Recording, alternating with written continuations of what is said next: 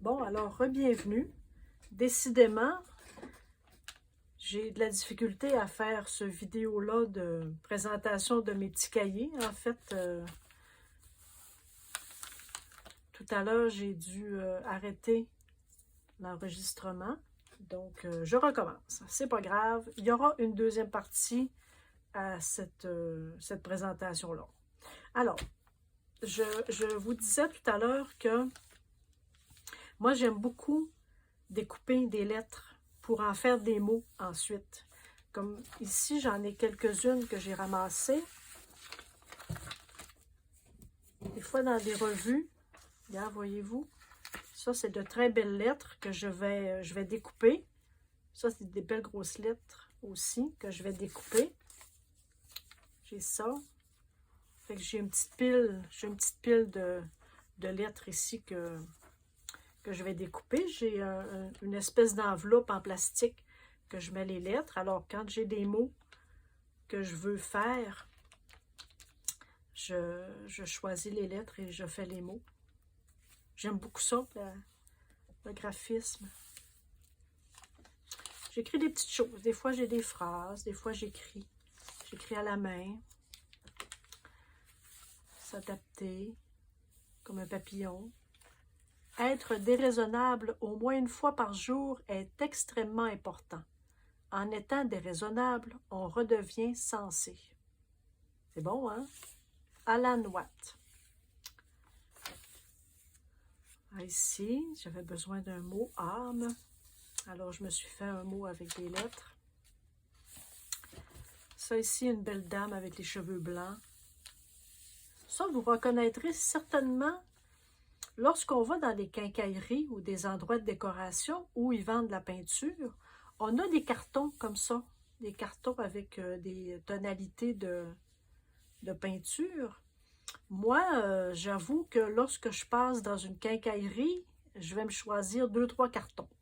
Je fais semblant de vouloir changer la décoration à la maison, alors je me prends 2-3 petits cartons de couleurs comme ça. C'est impressionnant tout ce qu'on peut faire avec ce genre de carton, avec des belles teintes. Alors, j'en ai quelques-unes d'avance. Ça fait vraiment un beau fond. Ça ici, c'était un papier,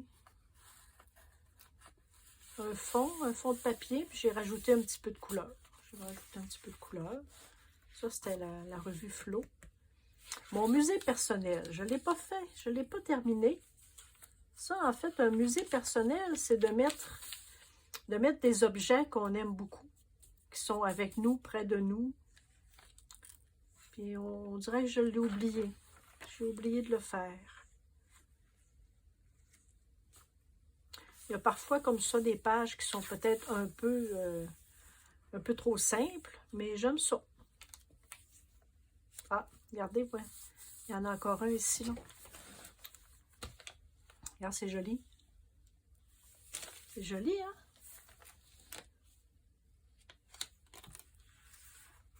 Ça. Ma communauté Internet, vous en faites partie de ma communauté Internet, voyez-vous? Il y a des femmes qui s'unissent pour leur passion, qui partagent leur passion. Nous formons une communauté. Il n'y a pas juste des mauvais côtés à Internet.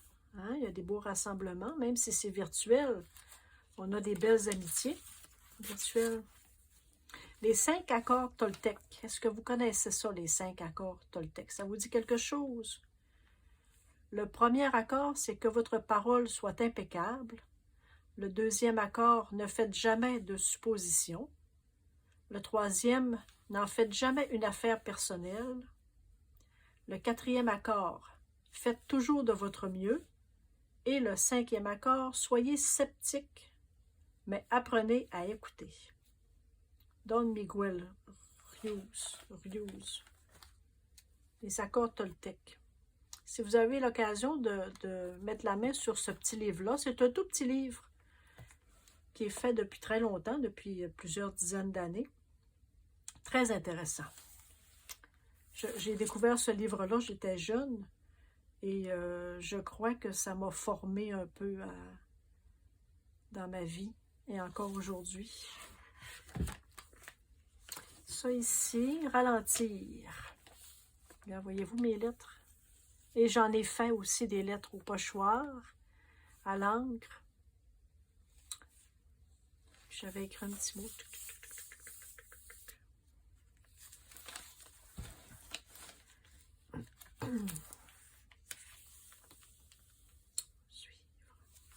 Le lâcher-prise. Oh, le lâcher-prise, c'est pas facile. Tiens, on va y aller un petit peu rapidement parce que je voudrais vous montrer les cartes. Ah, je prends soin de mon cerveau. Oui, il faut prendre soin de notre cerveau. Le repos vous ramène à qui vous êtes. Parce que je voudrais vous montrer les cartes. Ah, je pense que c'était ici que j'avais commencé les cartes. En janvier. Alors, mes cartes, je vais vous les présenter, celles-ci. Féminité sacrée, oracle thérapeutique de la femme sorcière. Il y a 48 cartes avec un beau petit carnet explicatif de chaque carte. J'imagine que vous connaissez le principe et vous savez comment ça fonctionne. Moi, ce que je fais, c'est que je photocopie en noir et blanc les cartes. J'ai photocopié les cartes en noir et blanc. Mais lorsque je me tire une carte, peut-être une fois par jour ou une fois aux 2 jours, donc je me choisis une carte en couleur, admettons que je vais prendre celle-ci. Je lis le message, regarde les couleurs, qu'est-ce que ça m'apporte, et je vais la chercher dans mes... Excusez-moi. Je suis restée avec une petite toux. Et je vais chercher dans mes petites photocopies noir et blanc. Et je viens la coller. J'en ai ici, je crois. Je viens la coller sur ma page. Et j'écris. J'écris sur ce que cette petite carte, qu'est-ce que cette carte m'inspire, qu'est-ce que je me questionne. Là, j'en ai ici. Puis je me questionne, je me pose des questions, je regarde. Peut-être que la carte ne me dit pas grand-chose pour le moment, mais je me dis que si je l'ai pigée, c'est que j'avais quelque chose à apprendre de cette carte-là. Alors, je réfléchis un peu, puis j'écris. Parfois, je fais du collage aussi avec. Parfois, comme là, je rayonne. Je trouvais que cette dame-là rayonnait. En fait, je me suis dit que ça fitterait. Alors, c'est ça que je fais avec ce cahier-là. J'écris. Ici, la métamorphose alchimique.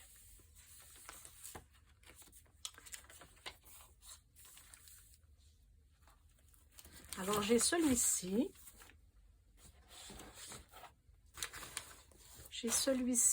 On se remet en forme. Je voyais ça comme en forme physique, en forme mentale, en forme spirituelle. On se remet en forme. Il ne faut pas se laisser aller. Celui-ci, ce cahier-là, je vous en ai parlé un petit peu parce que je vous ai montré. Hein, vous souvenez-vous, je crois que c'est hier, les images que j'avais pour les 100 jours. Ça, c'était d'autres cartes. Ça, je vous ai présenté ça, je crois, celle-ci aussi. Fait que lui, je vous l'ai présenté.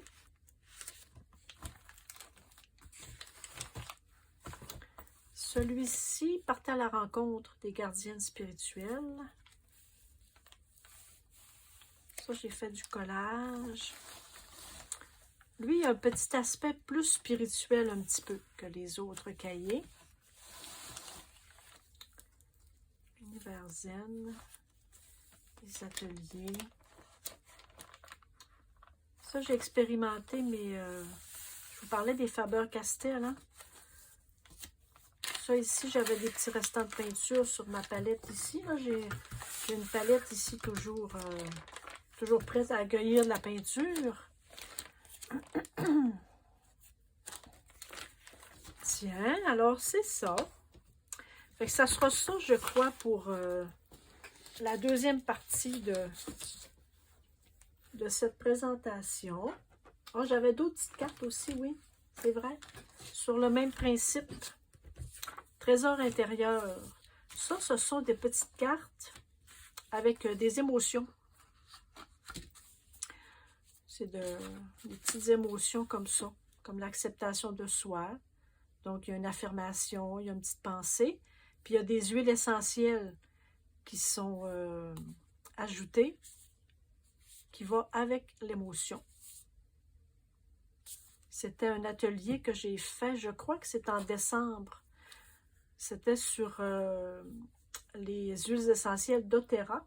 C'était très intéressant. J'ai beaucoup aimé. Alors, j'ai acheté les cartes. On pigeait une carte quand on faisait l'atelier. Et j'ai le même principe. J'ai fait des photocopies noir et blanc. Et lorsque je pige une carte, je la colle dans mon cahier. Et là, j'exprime qu'est-ce que la carte m'inspire. Et j'aime beaucoup ça. Vous me direz si vous avez des cartes, vous aussi, comme ça, les cartes des oracles. C'est pas des cartes de tarot, c'est pas des cartes divinatoires. Ce sont vraiment des cartes qui sont faites pour le développement personnel. Ce sont des cartes qui sont faites pour réfléchir, méditer aussi. Alors, merci beaucoup. Merci d'être là. Merci de me faire des commentaires. Je suis toujours agréablement surprise de voir que vous prenez du temps pour me dire que vous avez aimé ma présentation, que vous avez découvert des petits trucs. J'aime beaucoup ça. Je suis très contente et je vais continuer tant et aussi longtemps que je vais avoir du plaisir à faire ceci. Alors, ce sera la deuxième partie de la présentation de ces cahiers-là, puisque je ne sais pas faire de montage vidéo, alors ça sera ça pour aujourd'hui. Peut-être qu'un jour j'en prendrai, on verra. Alors merci, puis à demain. Bye!